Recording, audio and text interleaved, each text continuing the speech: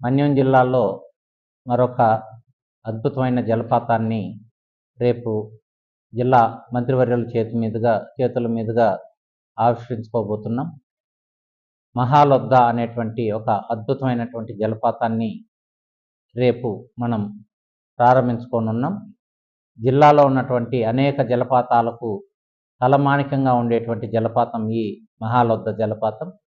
ఇది ట్రెక్కింగ్ చేయాలనుకునేటువంటి సాహసికులకి, అదేవిధంగా ప్రకృతి అందాలను ఇష్టపడేటువంటి ప్రజలకి, యాత్రికులకి, అడ్వెంచర్ ఇష్టపడేటువంటి వాళ్ళకందరికీ కూడా ఇది ఒక స్వర్గధామం లాంటిది.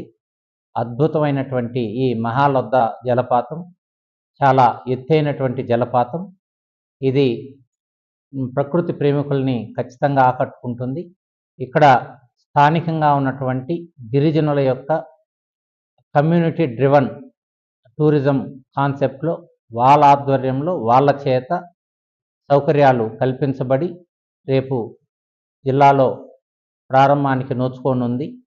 ఇది జిల్లా మంత్రివర్యులు, స్త్రీ శిశు సంక్షేమం మరియు గిరిజన సంక్షేమ శాఖ మంత్రివర్యులు శ్రీమతి గుమ్మడి సంధ్యారాణి గారి చేతుల మీదుగా ప్రారంభం కానుంది.